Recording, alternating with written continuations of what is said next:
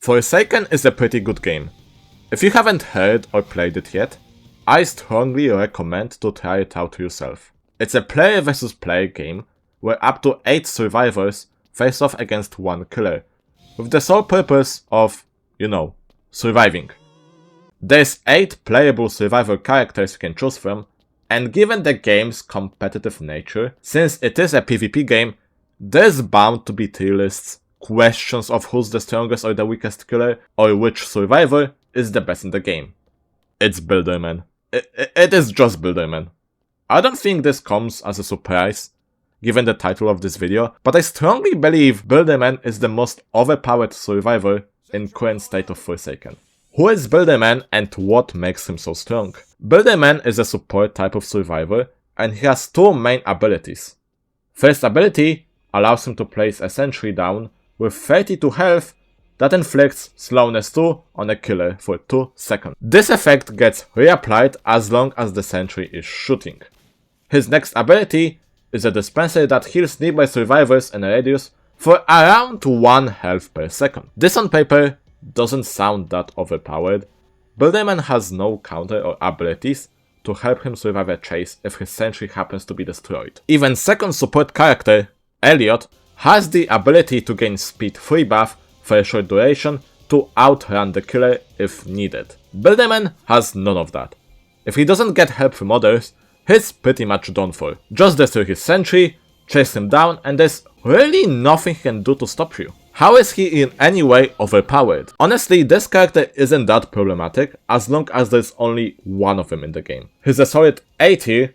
The slowness effect from the sentry can easily make the killer lose out on a chase, and since any survivor can just loop around the sentry, it's in the best killer's interest to destroy that sentry, which delays him even further from catching up to any nearby survivors that are probably long gone from all the time it took to destroy it. Sentry down!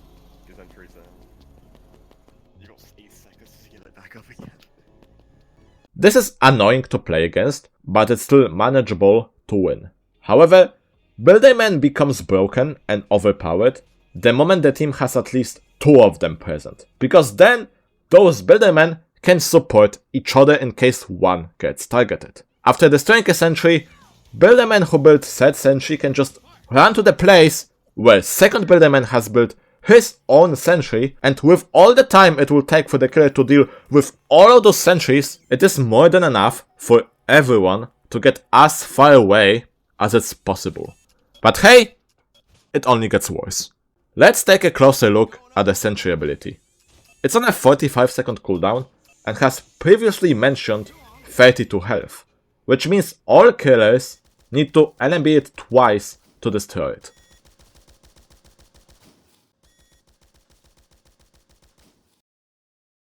You can use certain abilities to one-shot them, but it's really not worth it and you lose out on an ability which otherwise could potentially make you kill a survivor. Not to mention, sentry cooldown also goes down even if you have a sentry already built. If a killer manages to destroy the sentry, there's a high chance you could instantly build one right back.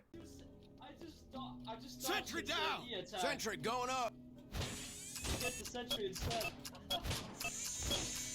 This creates a strategy where, as a Builderman, you want to place down a sentry in a common looping spot for survivors. Just one of them placed in a good spot is able to save any survivor from dying and make them able to run away to any nearby dispenser to fully heal any damage done to them. Not only that, those sentries can be placed down in some pretty disgusting places, especially those with elevation.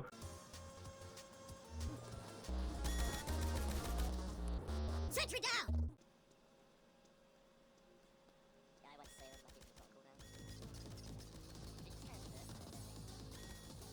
Making going through them actual hell. I've played as Builderman quite some time, and a common strategy I've did to make an enemy suffer is to place it down, as I said previously, in a loop spot, avoid the killer at all costs, and when he eventually destroys that sentry, you can just sneak in and place another one right back. Bonus points if there's 2 Buildermen doing the same exact thing, because then, even if you get targeted, you can just run to the sentry the older Builderman did, like it is just broken. If you have two Buildermen doing the exact same thing, you physically will not be able to catch them if they know what they are doing. In all honesty, the sentry should be treated as a stun, since it most likely delays the killer's actions and his speed as much as a stun does. And I think that's pretty much the main problem with the Builderman. At least when using characters that are able to stun killers, like Chance, Shedleski or a guest, there's some risk factor to it. Miss a sword slash and you can eat a fat 50 damage punish. Miss a block on 1x and suddenly your health goes from full to nearly being dead. Meanwhile, with Builderman, there's almost no risk for heavily punishing the killer. Even Elliot, which can heal survivors, needs to usually get close to the enemy, which may result in him being targeted and killed. As long as you build a sentry or a dispenser knowing that the killer is far away, it's completely risk-free to do so. And the time reward you get, it's huge. Since at the end of the day, your main focus as a survivor is to run down the timer. And the Builderman succeeds best at doing that. I've personally won games when there were more than 2 good Elliots present. 4 guests or Shedleskis in a team isn't a problem, but I've never won a game where there were more than 2 good Buildermen spamming sentries everywhere. It's gotten so ridiculous that me and my friend joined a public server, we both played as Buildermen, and none of the killers were able to win for 2 hours straight. The only map that's not so great for this character is Planet Voss because of lack of elevation or good looping spots. Any other map and 2 or more Buildermen can dominate the game. If you have them present in your match, entire map control goes into survivors. Ignoring a sentry in certain spots is not an option. You have to destroy it.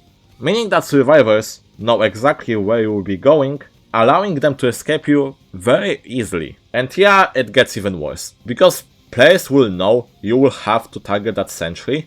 Some characters, like Guest, can just block hits intended for the sentries and then stun you. Like, it is broken. It's so ridiculous. And even if you manage to hit that Guest, he can just run away through the sentry to nearby dispenser and fully heal. This character, when played well, is broken. It's honestly insane how much value you get out of Builderman, given it's completely risk-free to play as him. So how exactly do you balance a character like this? Since the community thinks that this guy is somewhat weak and needs a buff, I personally think one change there should be is sentry cooldown should be increased depending if your own sentry is still alive. You should not be able to so quickly be able to instantly put another sentry down if one gets destroyed.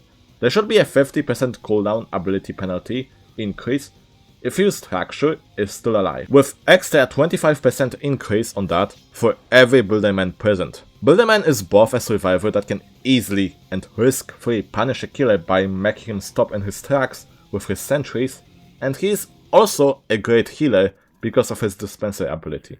If you know how to play it, and there's at least 2 of you on the survivor team, there's little that killers can do about you. This character is honestly broken. I don't see how people see it as weak. If you don't play sentries like an idiot in a corner making survivors easy to trap, you are a menace to deal with. Anyways, that's about it. This character is actually absurd. See ya.